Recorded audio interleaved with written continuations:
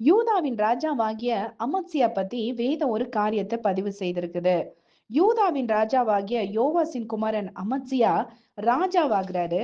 அவர் ராஜாவாகி ராஜ்யபாரம் அவர் கையில ஸ்திரப்பட்ட போது அவனுடைய தகப்பனாகிய ராஜாவை கொன்று போட்ட தன் ஊழியக்காரரை கொன்று போட்டான் அப்படின்னு வேதம் சொல்லுது. ஆனாலும் பிள்ளைகளின் நிமித்தம் பிதாக்கள் கொலை செய்யப்படாமலும் பிதாக்கள் நிமித்தம் பிள்ளைகள் கொலை செய்யப்படாமலும் அவனவன் செய்த பாவத்து நிமித்தம் அவனவன் கொலை செய்யப்பட வேண்டும் என்று மோசேயின் நியாயப்பிரமாண புஸ்தகத்தில் எழுதியிருக்கிறபடி கர்த்தர் கட்டளையிட்ட பிரகாரம் கொலை செய்தவர்களின் பிள்ளைகளை அவன் கொல்லாதிருந்தான் அப்படின்னு வேதம் சொல்லுது. ஆமாங்க, உலக பிரகாரமான ஒரு ராஜாவே இப்படி யோசிக்கும் போது உங்களையும் என்னையும் படைச்ச ஆண்டவர் இன்னும் எவ்வளவு அழகா யோசிப்பாரு.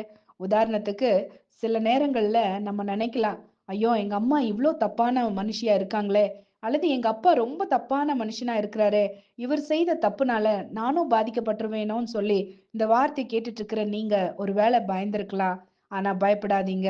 உலக பிரகாரமான ஒரு ராஜாவே அவனவன் செய்த பாவத்துக்கு அவனவனுக்கு தண்டனை கொடுக்கணும்னு யோசிக்கிறப்போ உங்களையும் என்னையும் படைச்ச ஆண்டவர் நிச்சயமா நீங்க செய்யாத பாவத்துக்கு உங்களுக்கு தண்டனை கொடுக்க மாட்டார்.